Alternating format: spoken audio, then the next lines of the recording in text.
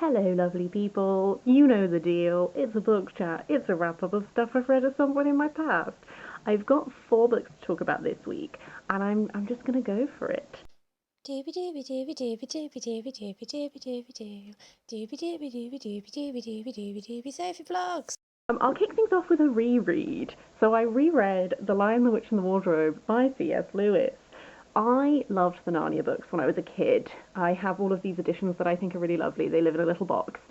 But my friend is reading them for the first time ever, and it has been very interesting getting his thoughts as someone who is unimpeded by nostalgia. And so, in order to be able to talk to him about it while he reads them, I am going to do a reread of the series, so you will see these popping up scattered throughout book chats as time goes on. I've decided to go through in publication order rather than chronological order. I always used to read them in chronological order just because that's how I preferred it, but I'm following what he's doing. So, The Lion, the Witch, and the Wardrobe, first book of the Narnia series.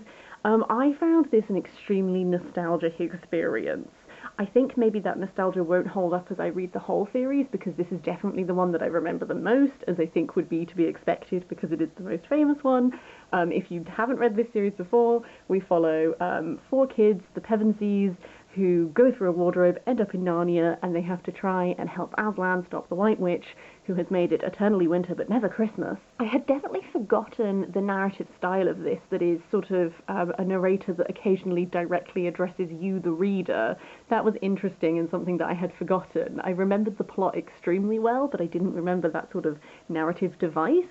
That might be something that might grate on me as the series goes on, but it worked quite well for me here. I felt like it was done at a level that I found okay to consume. As soon as I started reading this, I did get swept away in the magic again. There are just so many glorious ideas in this.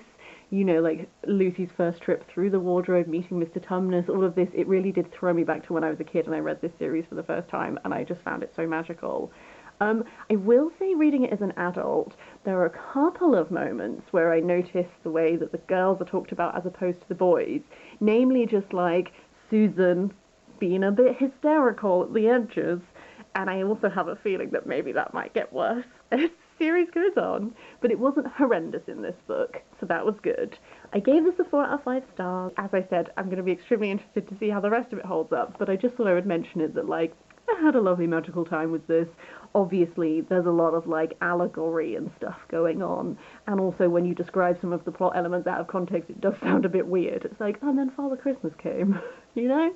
But I had a fun time, and I'm interested to see how the rest of it is going to go. After that is The Blue Salt Road by Joanne M Harris. This is a beautiful cover. In many ways, this is a very simple story, but I enjoyed the telling of it. It's one of a series that she's done that are all inspired by stuff from the child ballads. And this particular one is telling the story of the Selkie. So in many ways, narratively, this hit a lot of beats that I expected it to from a Selkie story. You know, in order for it to work, there has to be our Selkie, who in this case is a man, who is interested in the life of humans on the shore and maybe gets a bit too close and has his sealskin taken and then forgets who he was. All of these sort of like setups with Selkie stories. I did enjoy that she had some little twists and turns in this tale. So it's told in a manner that is simple but in a very deliberate way, because I think it is evoking this sort of like folktale style of telling. When I did my Deweython wrap-up, I talked about a collection of myths and legends that I read in that, which I thought was fine, but because I was already familiar with quite a lot of them, because I like myths and legends, I didn't find the telling of it interesting enough to really hold my attention. Whereas with this one, because Joanne M Harris writes in such a gorgeous way, and because she's sprinkling some like twists and turns within this structure, I found it really enjoyable. I read this in like a day. It's very easy to read. It also has these illustrations in it, so if I show you the end papers, it has illustrations in this style that are very like realistic, and that was a lovely little element as you read it. So I did end up giving this 3 out of 5 stars because I thought it was just lovely. It didn't blow me away, but I did enjoy her little takes and the way that she just like, every now and then you'd be like, oh, a twist. After that is a dinky little book. This is The Book of Tea by Kakuzo Okakura. This was really interesting. So the back just says, it's a 1906 guide to the beauty of the tea ceremony. And I did have a really interesting time reading this, because it is talking about the tea ceremony, but it is also talking about this idea that he has called teaism, and he's essentially arguing that teaism is very linked to Taoism. And so this is split into smaller sections that are focusing on a variety of different things. For example, the Cup of Humanity, the Schools of Tea, Taoism and Zenism, the Tea Room, Art Appreciation, Flowers, and Tea Masters. And really, because we're looking at all of these different topics, it's actually introducing you not just to what is the importance of tea, but also ideas to do with spirituality and how the tea ceremony taps into different types of spirituality and religion and that sort of thing. Also, it was very interesting to just get a better understanding of like tea houses, like why are tea houses built the way that they are? Things that might seem simple are deliberately so.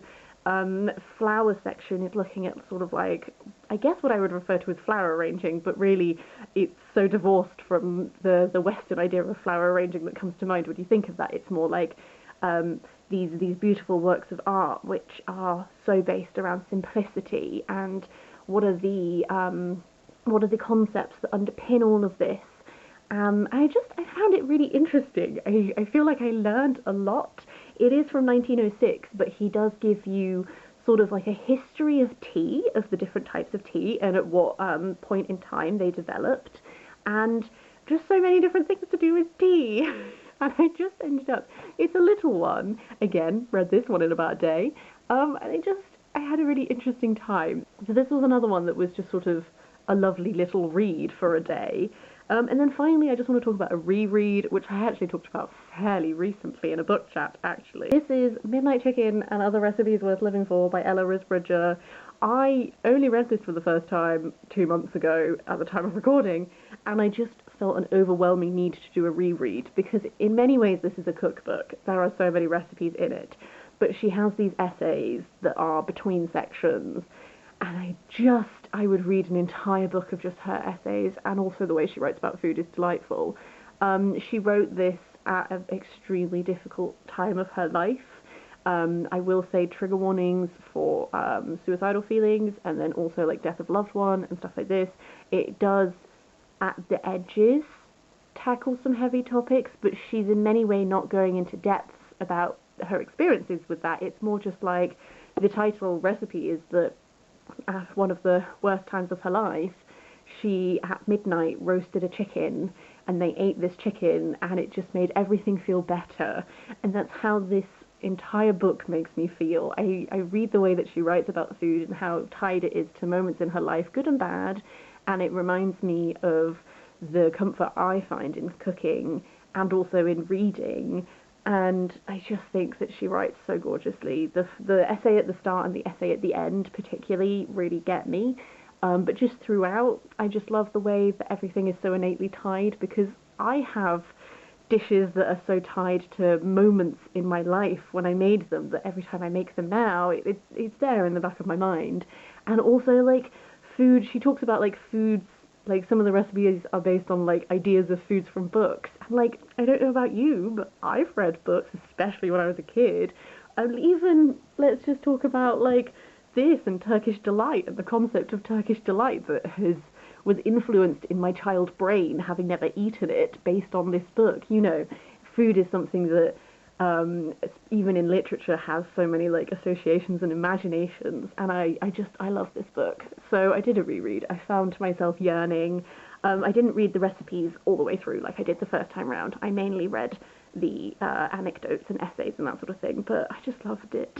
Yeah, that's everything I wanted to talk about this week. I would love to hear your thoughts on any of these. Please do leave a comment down below if you'd like to. It always brightens my day. But otherwise, I hope you're having a lovely one, and I will see you next time for something different.